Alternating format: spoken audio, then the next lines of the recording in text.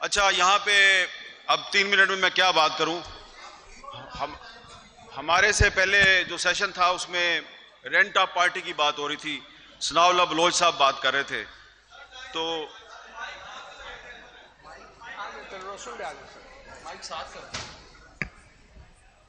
اچھا یہ ٹیلی vision media بھی.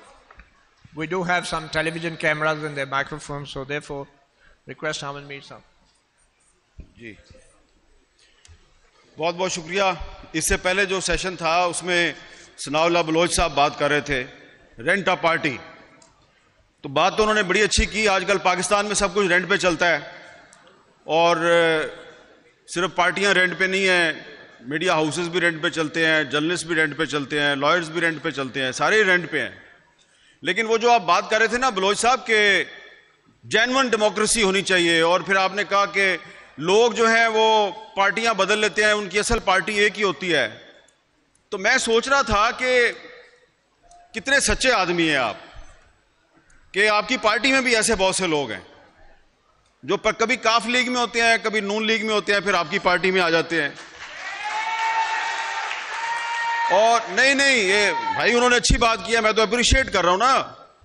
اور ابھی یہ جو بلوچستان میں نئی حکومت بنی ہے اس میں جو کیبنٹ آئی ہے آپ دیکھیں کہ اس کیبنٹ میں جو منسٹر صاحبان ہیں یہی منسٹر جو ہیں اس سے پچھلی حکومت میں بھی منسٹر تھے, وہ اس سے پچھلی حکومت میں بھی منسٹر تھے, اس سے پچھلی حکومت میں بھی منسٹر تھے.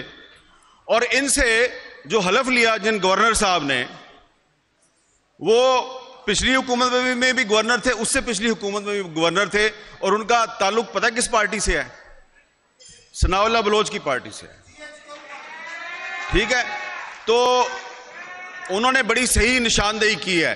یہ جو یہاں سے آواز آئی ہے نا, تو جو پارٹیاں ہیں ان کو چاہیے کہ ایسے لوگ جو ہیں ان کو اپنی صفوں سے نکال دیں, صاف کر دیں. یہ الیکٹیبلز جو ہیں یہ آپ کو خراب کر رہے ہیں, اور میڈیا کو چاہیے کہ وہ اس چیز کو ہائی لائٹ کرے. اور اس وقت صورتحال یہ ہے کہ آپ آسما جہانگیر کانفرنس میں سارے یہاں پہ موجود ہیں, اور ادھر یہ لکھا ہوا ہے کہ democracy is not just about elections, it is about the protection of human rights. تو مجھے آپ یہ بتائیں کہ جس ملک کی عدالتوں کے جج اپنے لیے انصاف مانگنے کے لیے فریادیں کر رہے ہیں وہ ہیومن رائٹس کو کیسے پروٹیکٹ کریں گے؟ اور صرف جج صاحبان جو ہیں وہ پروٹیکشن نہیں مانگ رہے, اپنی آزادی کا تحفظ نہیں مانگ رہے, ہر کوئی جو ہے وہ اپنا تحفظ مانگ رہا ہے. اور یہ سچویشن صرف پاکستان میں نہیں ہے, یہ اس پورے ریجن میں اس وقت یہی صورتحال ہے. انڈیا کی صورتحال بھی کوئی مختلف نہیں ہے, سری لنکا کی صورتحال بھی کوئی مختلف نہیں ہے, بنگلہ دیش کی صورتحال بھی کوئی مختلف نہیں ہے. لیکن ہم بات کر رہے ہیں پاکستان میں, پاکستان کے بارے میں. تو یہاں پر اس وقت جس آئین کی بالادستی کی یہاں پہ بات ہو رہی ہے یہ آپ کو ماننا پڑے گا, مانو یا نہ مانو. آئین پاکستان کو یہاں پر تقریباً غیر مؤثر کر دیا گیا ہے. آپ جس آئین کے تحفظ کی بات کر رہے ہیں وہ پہلے سے غیر محفوظ ہے. اس کی وائلیشن صرف غیر سیاسی لوگ نہیں کرتے, سیاسی لوگ بھی کرتے ہیں. اور اب پاکستان کا میڈیا, ہم جیسے لوگ جو کہتے تھے جی کہ آئین اگر اس پہ عمل درآمد ہو تو سارے مسئلے حل ہو جائیں گے, اب ہمیں لگتا ہے کہ آئین تو خود تحفظ مانگ رہا ہے. اور کیونکہ میں صحافی ہوں تو میں تو صحافیوں کی بات کروں گا. جتنے غیر محفوظ پاکستان کے صحافی اس دور میں ہیں کبھی نہیں تھے اس سے پہلے. آپ دیکھیں کہ اس ملک کی سپریم کورٹ نے ایک صحافی ارشد شریف کے قتل پر از خود نوٹس لیا. کیا ہوا؟ سپریم کورٹ کے چیف جسٹس نے از خود نوٹس لیا, کچھ بھی نہیں ہوا. ایک انکوائری ٹیم کینیا بھیجی, واپس آئی, کچھ نہیں ہوا. پھر ایک اور جے آئی ٹی بنی, اس نے لوگوں سے بیانات لیے, کچھ نہیں ہوا. تو ہمیں یہ لگ رہا ہے کہ پاکستان کے جو صحافی ہیں ان کو اب جرنلزم چھوڑ کے کہا جا رہا ہے تم کرنلزم کرو. تو ہم نے تو بھائی جرنلزم ہی کرنی ہے, وہ والا کام نہیں کرنا جو جنرل ضیاء اللہ کے دور میں ہوتا تھا یا جنرل پرویز مشرف کے دور میں ہوتا تھا. تو اس لیے ابھی جب میں آ رہا تھا تو آنے سے پہلے, کیونکہ کل رات کو آپ نے دیکھا ٹی وی چینلز پہ ایک سینیٹر صاحب نے کہا کہ میں تو جناب 1.5 سال سے کہہ رہا ہوں کہ مجھے کوئی عدالت بلائے تو میں بتاؤں گا کہ ارشد شریف کو کس نے مارا. تو میں نے پھر آج آتے ہوئے اسلام آباد ہائی کورٹ میں پٹیشن دائر کر دی ہے کہ ایک جوڈیشل کمیشن بنائیں, اور جس کسی کے پاس بھی کوئی انفارمیشن ہے کہ ارشد شریف کو کس نے مارا وہ اس کمیشن کے سامنے آگے بتائے. تو اب دیکھتے ہیں کہ ارشد شریف کا جو قتل ہے اس کا کوئی ذمہ دار جو ہے وہ سامنے آتا یا نہیں آتا. اور دوسری بات یہ ہے کہ یہاں پہ آگے تقریریں کرنا بڑا آسان ہے، لیکن یہ جو لوگ یہ کانفرنس آرگنائز کرتے ہیں ان کے مسائل کو بھی سمجھیں. میں ان کے مسائل میں اضافہ نہیں کرنا چاہتا، اس لیے کہ دھواں دار تقریر کر کے ہم تو چلے جائیں گے اور انہوں نے یہیں پہ رہنا، اگلے سال پھر کانفرنس کرنی ہے. تو وہ ثناء اللہ بلوچ صاحب کہہ رہے تھے نا کہ آپ ایک کانفرنس نہ کیا کریں، 2 یا 3 کیا کریں. تو آپ بھی پہلے صرف ایک پارٹی نہیں، جن پارٹیوں کے لیڈروں نے یہاں پہ آ کے تقریریں کی ہیں وہ اپنی اپنی پارٹیوں سے 2 یا 3 ان لوگوں کو نکالیں اور پھر اگلے سال آئیں. تو اس لیے ہم نے اب یہ فیصلہ کیا ہے کہ ہمیں تقسیم کر دیا گیا ہے، ہم ایک دوسرے پہ اعتماد نہیں کرتے. ارشد شریف کا جو قتل کا مقدمہ ہے اس کو ہم ٹیک اپ کرنے میں، اس پر کوئی تحریک چلانے میں کامیاب نہیں ہوئے، لہذا ہم نے اب فیصلہ کیا کہ اب کسی اور کے پاس نہیں جانا. اب ہم جو آپ لوگ کہتے ہیں نا یہ ٹی وی اینکر جو ہیں یہ بات کیوں نہیں کرتے، ٹی وی اینکر نے وہ بات کیوں نہیں کی، تو آپ کو تو پتہ ہے بھائی ہم تو پالیسی میکر نہیں ہیں، چینل کسی اور کا ہے، ہم تو اس میں بیٹھ کے بات کر رہے ہوتے ہیں.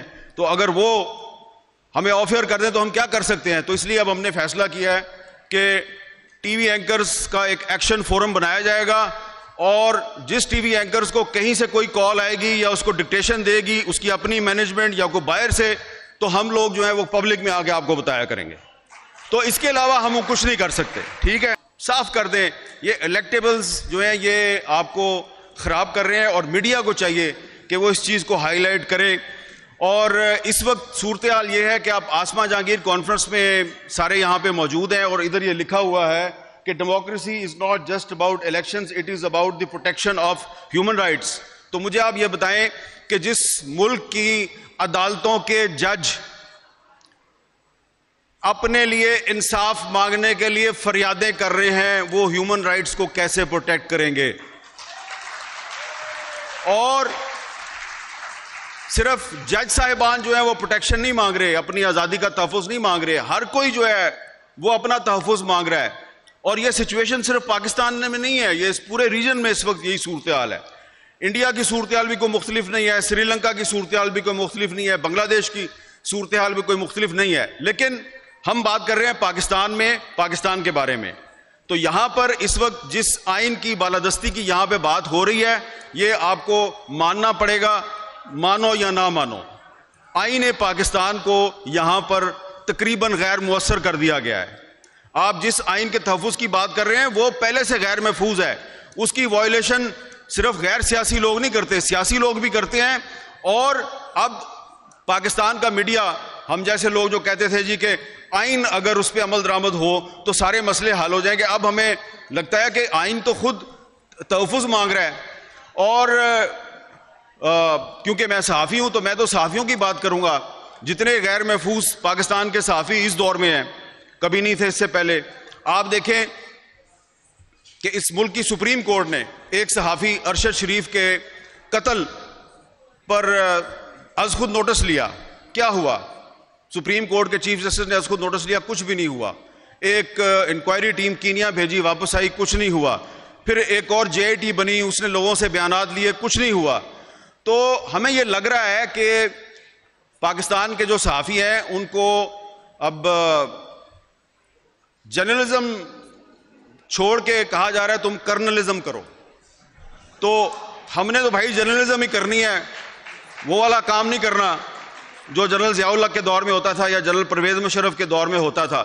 تو اس لیے ابھی جب میں آ رہا تھا تو آنے سے پہلے، کیونکہ کل رات کو آپ نے دیکھا ٹی وی چینلز پہ ایک سینیٹر صاحب نے کہا کہ میں تو جناب 1.5 سال سے کہہ رہا ہوں کہ مجھے کوئی عدالت بلائے تو میں بتاؤں گا کہ ارشد شریف کو کس نے مارا.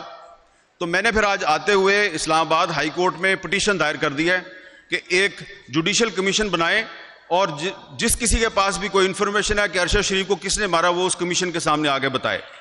تو اب دیکھتے ہیں کہ ارشد شریف کا جو قتل ہے اس کا کوئی ذمہ دار جو ہے وہ سامنے آتا یا نہیں آتا. اور دوسری بات یہ ہے کہ یہاں پہ آگے تقریریں کرنا بڑا آسان ہے، لیکن یہ جو لوگ یہ کانفرنس آرگنائز کرتے ہیں ان کے مسائل کو بھی سمجھیں.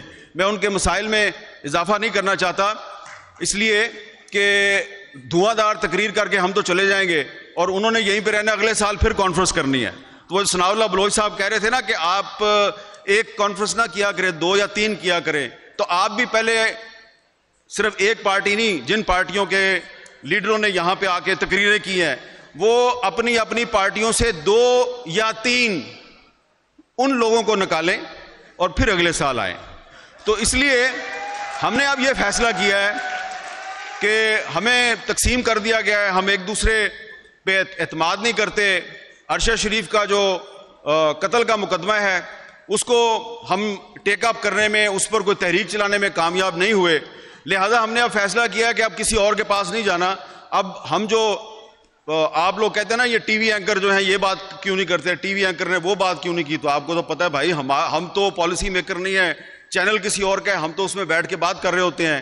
تو اگر وہ ہمیں آف ایئر کر دیں تو ہم کیا کر سکتے ہیں. تو اس لیے اب ہم نے فیصلہ کیا ہے کہ ٹی وی اینکرز کا ایک ایکشن فورم بنایا جائے گا, اور جس ٹی وی اینکرز کو کہیں سے کوئی کال آئے گی یا اس کو ڈکٹیشن دے گی اس کی اپنی مینجمنٹ یا کوئی باہر سے, تو ہم لوگ جو ہیں وہ پبلک میں آگے آپ کو بتایا کریں گے. تو اس کے علاوہ ہم کچھ نہیں کر سکتے. ٹھیک ہے, وطی اللہ جان صاحب کھڑے ہو گئے ہیں.